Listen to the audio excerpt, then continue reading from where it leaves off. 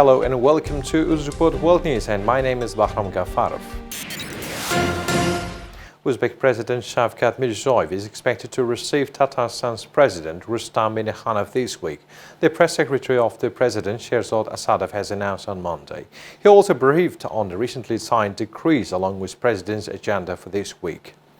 Dear colleagues, on June 7th, the President signed a decree on measures to create modern greenhouse facilities in the regions on the basis of public-private partnership. The procedure for creating greenhouses with an area of at least 10 acres in and at least 20 acres on free land plots has been established. Imported parts for the construction of housing and greenhouse complexes are exempt from custom duties until December 31st of this year, and raw materials and components imported for the production of greenhouses are exempt from custom duties until the end of 2023. In accordance with the decree of the head of our state dated June 10th on expanding the network of preschool education organizations in the areas with low coverage, 2,000 family kindergartens will be established during 2021-2023 in 53 of such districts of our country. Due to these and other measures, the total number of kindergartens in our country will be brought to 20,000. Dear colleagues, the President's work schedule for the current week also promises to be busy.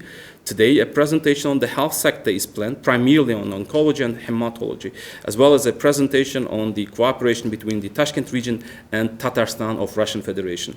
Tomorrow, a video conference on reforms in the higher education system and preparation for admission to universities for the next academic year is planned.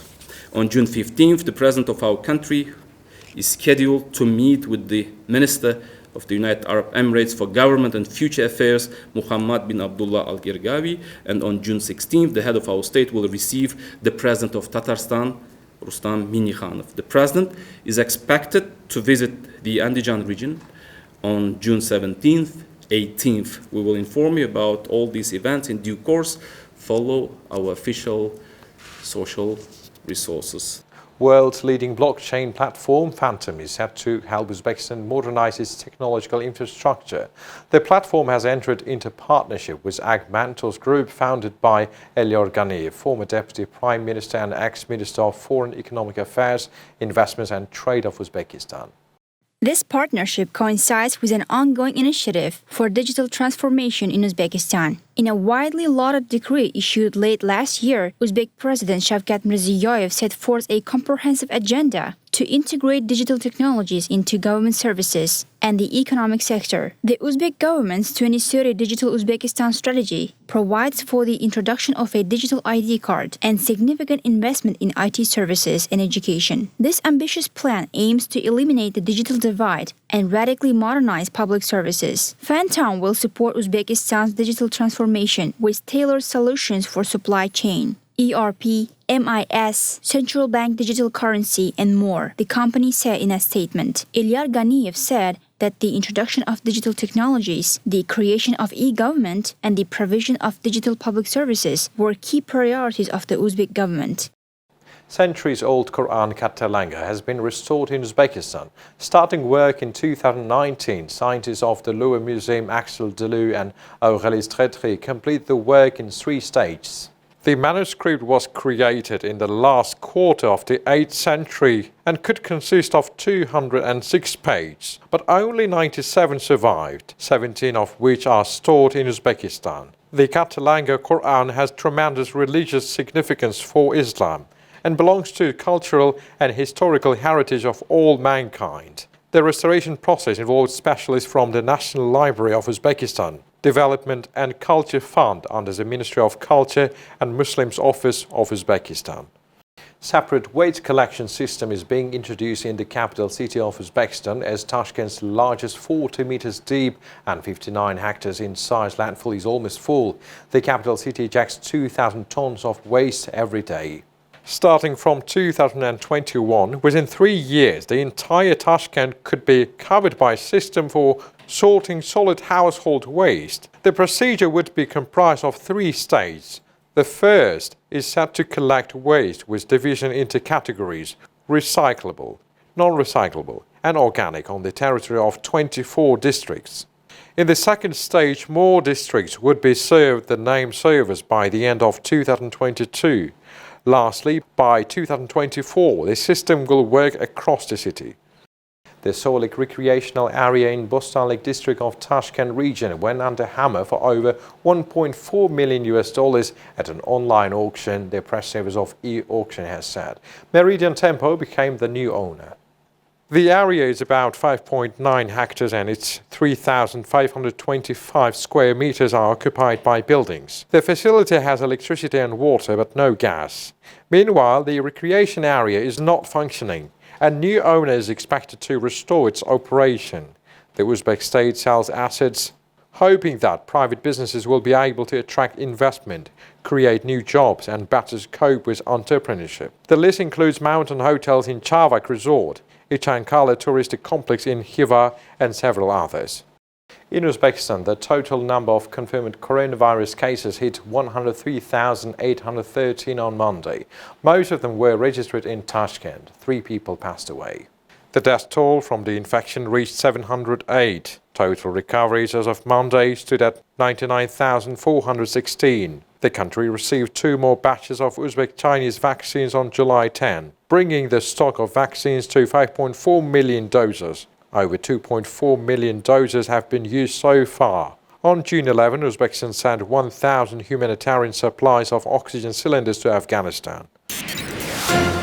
Well, let me make it clear. I think he's right. It's a low point. U.S. President Joe Biden on Sunday said that Russian leader Vladimir Putin was right to say that relations between the 2 former Cold War foes were at their lowest point in years, and suggested Russia might be weaker than it seemed. Russia has its own dilemmas, let us say, dealing with its economy, dealing with COVID.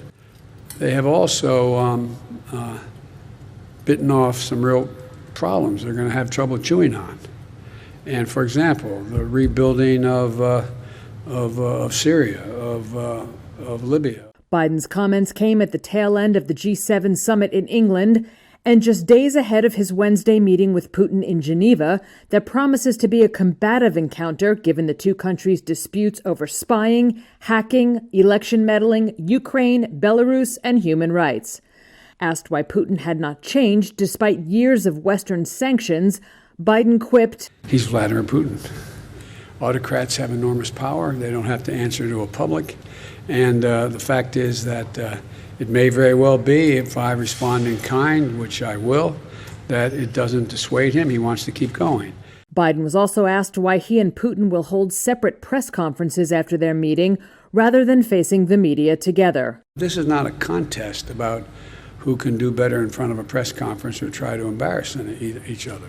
He can say what he said the meeting was about, and I will say what I think the meeting was about. The president also stressed he was not looking for conflict with Russia, but rather to resolve actions by Putin the U.S. views as, quote, inconsistent with international norms, and to work together on issues like Syria and on climate change. Biden is attending a 2-day NATO summit in Brussels this week prior to his meeting with Putin.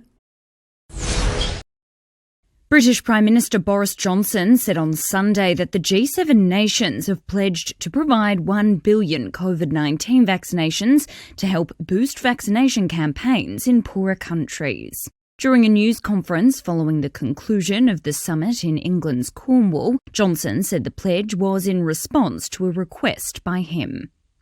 A week ago, I asked my fellow leaders to help in preparing and providing the doses we need to vaccinate the whole world by the end of 2022. I'm very pleased to announce that this weekend leaders have pledged over 1 billion doses, either directly or through funding to COVAX. That includes 100 million from the UK to the world's poorest countries, which is another big step towards vaccinating the world. Experts say Sunday's pledge does not represent entirely new resources, and the donation is far short of the 5 billion to 6 billion shots needed by poorer nations. The plan also doesn't address distribution gaps that could make it difficult to deliver doses.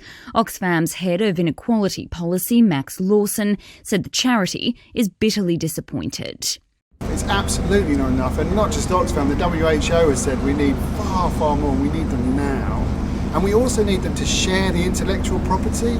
Developing countries need the rights and the recipes to make their own vaccines, not relying on the charity, the largesse of the G7. So it's completely inadequate on battling the coronavirus crisis.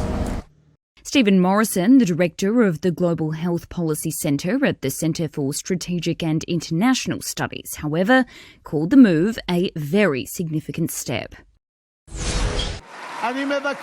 In an improbable scenario few could have imagined, Israeli Prime Minister Benjamin Netanyahu's record 12-year run ended on Sunday, with Parliament approving a so-called government of change led by nationalist Naftali Bennett.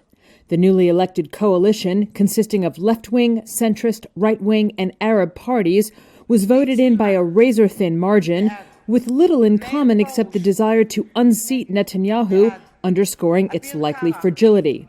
Addressing Parliament before Bennett was sworn in, a combative Netanyahu indicated he isn't exiting quietly, saying, quote, "If we are destined to go into the opposition, we will do so with our heads held high until we can topple it," adding that would happen, quote, "sooner than people think."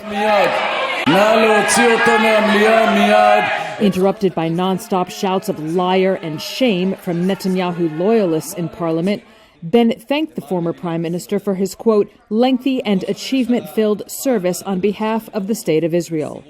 Netanyahu is Israel's longest-serving leader, having also served a first term from 1996 to 1999.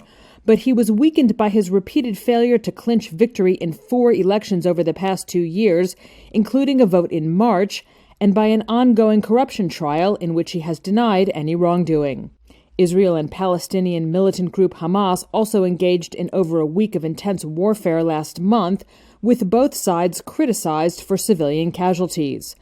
Under the coalition deal, Bennett, an Orthodox Jew and tech millionaire, will be replaced as prime minister by centrist Yair Lapid, a popular former television host, in 2023. The new government largely plans to avoid sweeping moves on hot-button international issues, such as policy toward the Palestinians, and to focus instead on domestic reforms. U.S. President Joe Biden congratulated Bennett, Lapid, and the rest of the new cabinet and said he looked forward to working with Bennett to strengthen the, quote, close and enduring relationship between their two countries.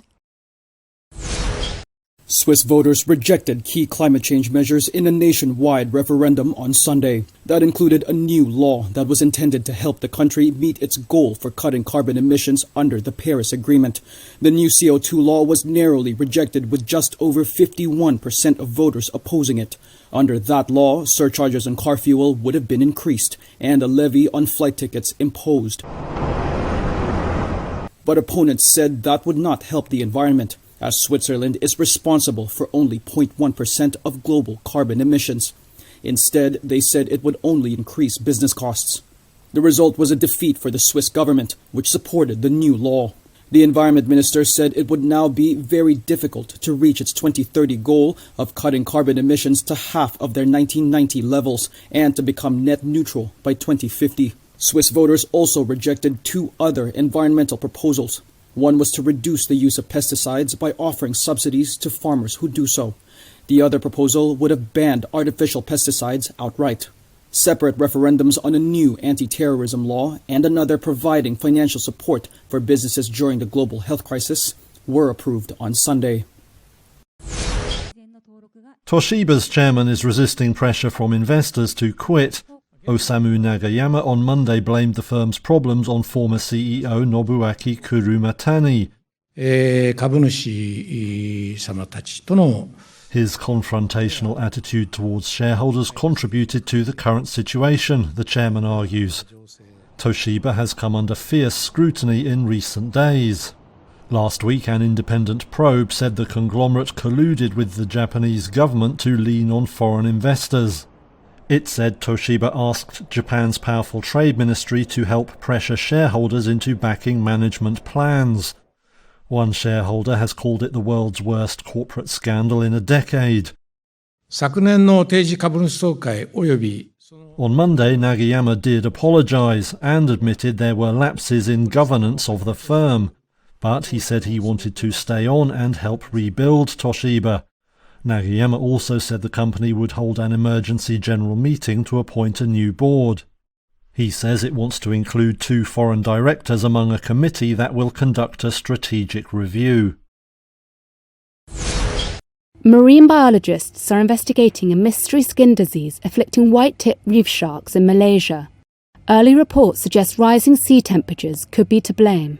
Back in April, pictures of one of the sharks of what appeared to be spots and lesions on its head went viral on social media. The images were taken by an underwater photographer off Sabah State on Borneo Island. Soon after, divers at nearby Sipadan Island and a team of experts began seeing the skin disease in every group of sharks they encountered.